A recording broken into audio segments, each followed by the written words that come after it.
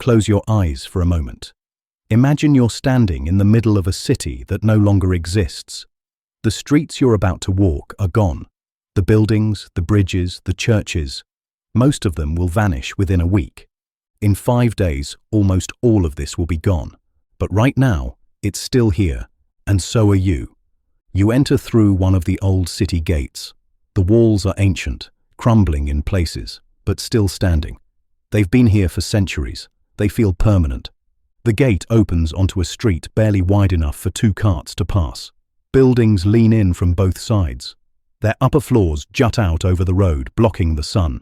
You're walking through a tunnel of timber and plaster. The street curves, it twists. There's no logic to it, no grid, just narrow lanes that follow routes carved out 1,000 years ago. You can't see more than 20 feet ahead. The noise hits you first, voices shouting in every direction, merchants calling out prices, children running between carts, wheels clattering over cobblestones. Somewhere, a blacksmith hammers metal. The sound echoes off the walls. Then the smell. Smoke from coal fires, rotting fish from the docks, open sewers running down the middle of the street, bread baking in ovens, horses, sweat, tar. It's overwhelming. You can taste it in the air. This is London. Before the fire. You pass a market. Stalls crowd the street, spilling out from the buildings. Fabric hangs from hooks, barrels of salted meat, baskets of apples, half of them bruised. A woman sells eggs from a cart. Another shouts the price of candles. Everything is packed tight. There's no wasted space. Every inch of the city is used. Above the stalls, windows hang open. Laundry dries on lines strung between buildings. A man empties a chamber pot into the street below. You step aside, just in time. A child runs past, chasing a dog through the crowd. They disappear around a corner. You hear laughter echoing off the walls. You turn down an alley. It's darker here, cooler. The buildings lean so close you could touch both walls at once. There's a tavern halfway down. The door is open. Inside, men sit at long wooden tables. They drink, they argue. The air is thick with pipe smoke. A woman stands in the doorway. She's waiting for someone, or watching the street. You can't tell. You keep walking. At the end of the alley, you can see the Thames. The river is packed with boats, barges carrying coal, fishing vessels, ferries moving people from bank to bank. The docks are chaos. Men unload cargo, barrels, crates, sacks of grain. A sailor shouts in a language you don't recognize.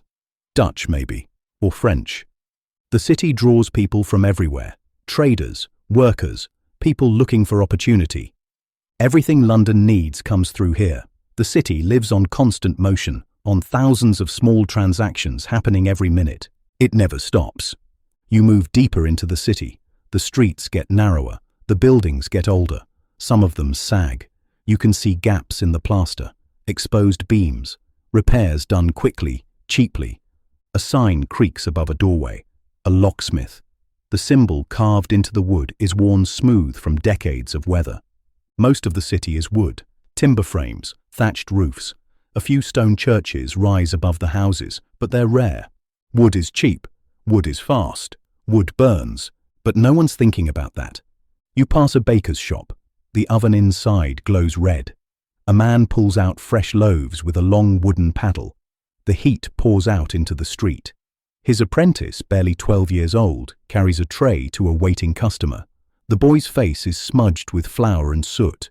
Every house has a hearth. Every shop has a stove or forge. Open flames everywhere. Candles in windows. Lanterns hanging from doorways. Fire is a tool. Fire is necessary. Fire is normal. It's also everywhere.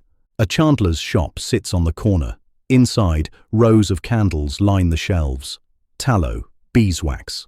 The smell is waxy and sweet. A woman buys 6 candles. Enough for a week, maybe. The streets twist again.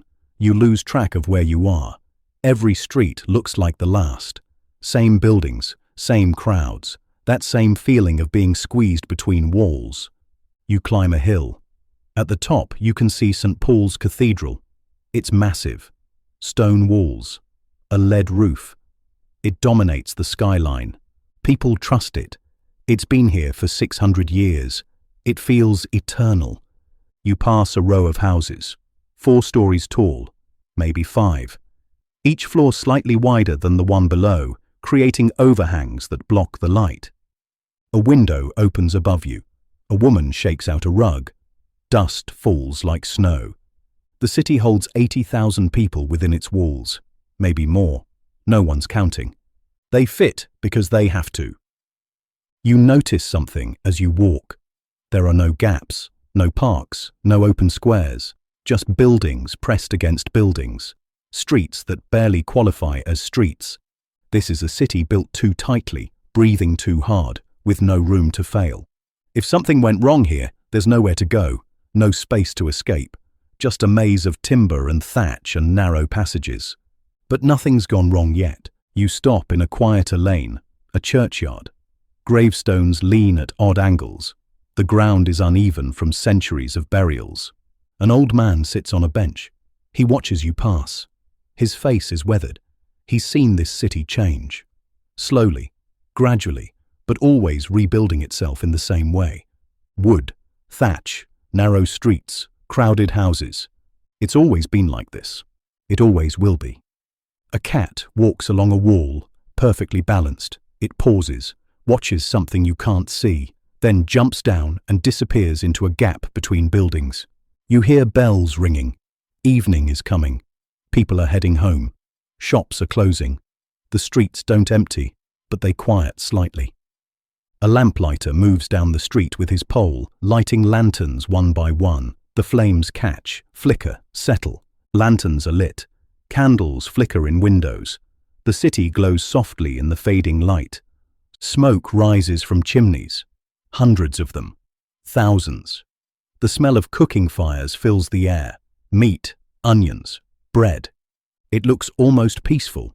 You turn back toward the river. The sun is setting behind the buildings. The sky turns orange and red. The Thames reflects the light. Boats become silhouettes. The water looks like it's on fire. For a moment, everything feels still. This city, these streets, these people, they don't know what's coming. In a few days, a spark will catch, a fire will start, small at first, ordinary, and then it won't stop. Most of what you're looking at right now will be gone within a week. The streets, the houses, the markets, the churches. St. Paul's will collapse. The Royal Exchange will burn. Entire districts will vanish. But right now, none of that has happened yet. Right now, London is still standing. You take one last look. The city doesn't know it's fragile, but you do.